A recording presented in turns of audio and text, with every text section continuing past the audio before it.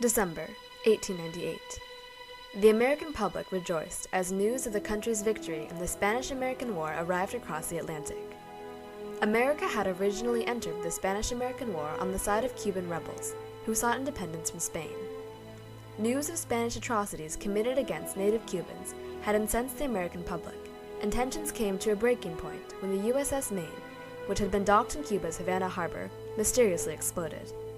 Newspapers instantly faulted Spain for the incident, and President William McKinley declared war.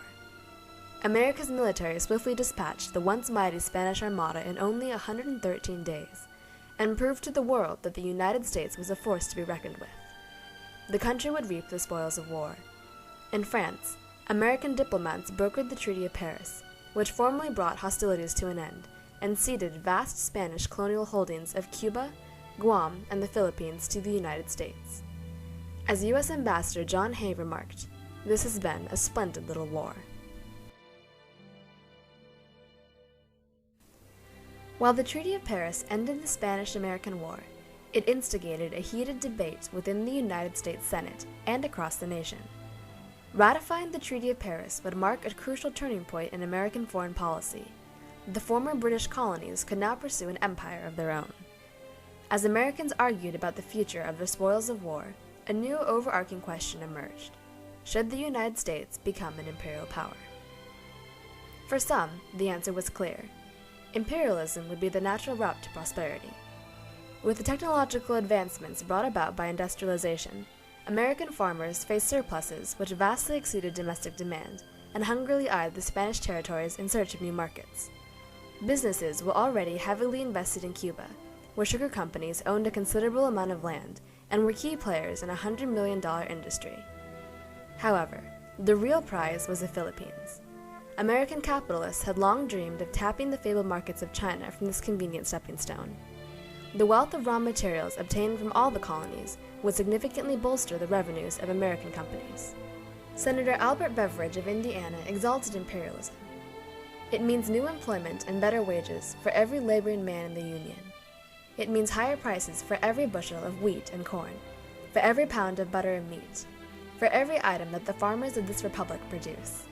It means all this tomorrow, and all this forever, because it means the beginning of the commercial empire of the republic. Beveridge's sentiments were commonly shared amongst business owners and politicians alike, who saw imperialism as a means of bolstering America's national prestige. Senator Henry Cabot Lodge, on the floor of the Senate, said, "Suppose we reject the treaty. We are branded as a people incapable of taking rank as one of the greatest world powers." The notion of white supremacy brought by social Darwinism also enhanced this idea, and American intellectuals stressed the need for the Anglo-Saxon race to expand to all corners of the globe. Imperialists emphasized the United States' moral obligations to the people of the Philippines as well. It was part of the white man's burden to protect politically naive and savage Filipinos from anarchy and enlighten them with the word of the Gospels.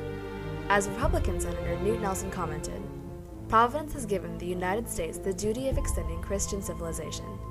We come as ministering angels, not despots." Not all Americans shared this rosy perspective of American expansion into Spanish territories. On the other side of the debate, an eclectic coalition of men and women, united by their shared opposition against imperialism, formed the Anti-Imperialist League in 1898. The League publicly denounced the Treaty of Paris on the grounds that it was immoral and violated the fundamental concepts that America was founded upon, ideals such as liberty and autonomy that were outlined in the Declaration of Independence. Some even questioned the constitutionality of annexation. Author Mark Twain, a famous member of the League, was a fierce critic of America's encroachment in the Philippines. "It should be our pleasure and duty to make those people free. I am opposed to having the eagle put its talons on any other land." Joining Twain in the Anti-Imperialist League were Andrew Carnegie and Samuel Gompers. Carnegie represented a faction of business owners who worried that Filipino workers would demand labor rights and unionize. Gompers championed the concerns of the American Federation of Labor, which feared that the cheap labor in the territories would take American jobs and undercut wages. Together, the members of the Anti-Imperialist League argued that imperialism was inherently incompatible with an American republic. How could America remain united across such distances? Indeed, 8,600 miles separated Washington, D.C. from Manila. But even more significant than distance was the cultural difference between the Filipinos and the American public. How do you assimilate those people who, within the context of your own racial calculus, can never be assimilated, can never be fully civilized, can never be fully part of you?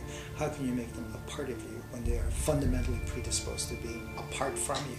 Many white supremacists joined the Anti-Imperialist League specifically to prevent imperialism from dissolving the racial hegemony of the United States. Ironically, these white supremacists found common ground with several black leaders, albeit for very different reasons. W.E.B. Du Bois, a prominent black civil rights activist, opposed American expansion, seeing it as an underhanded ploy to extend the color line and establish Jim Crow laws throughout the world. Finally, the United States Senate readied for the official vote on February 6, 1899. Months of passionate debate and discourse had consumed the American people. For the first time, the country was forced to question its national identity.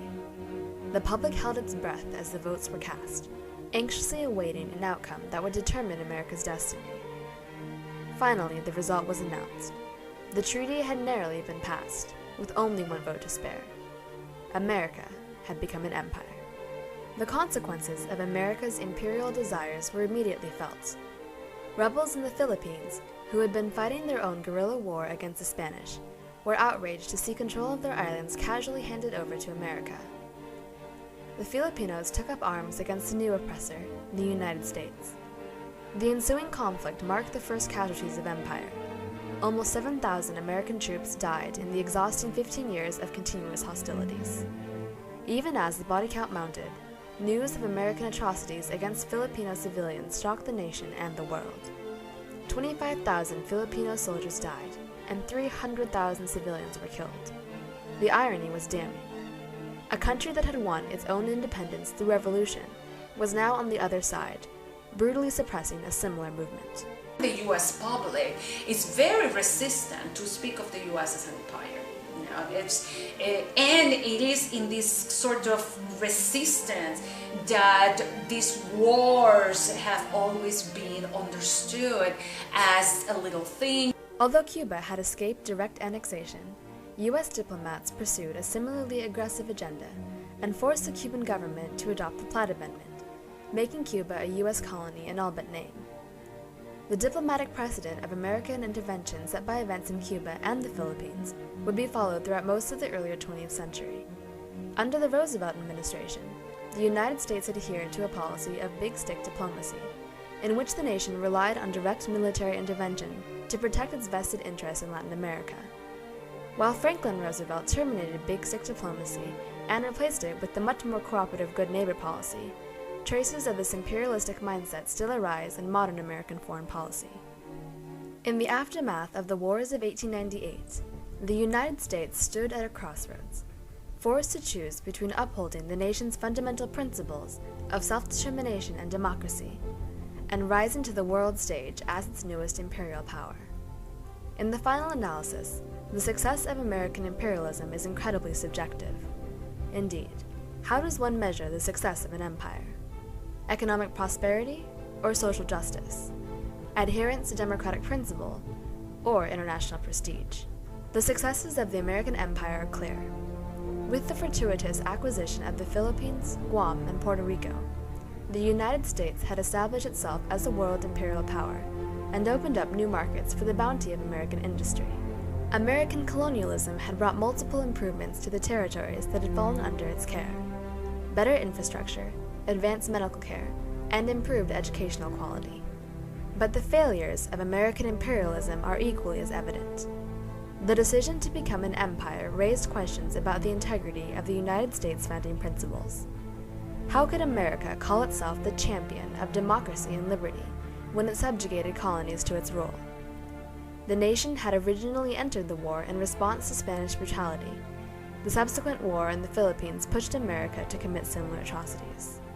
Indeed, as Spain ceded its colonies, America ceded its moral high ground.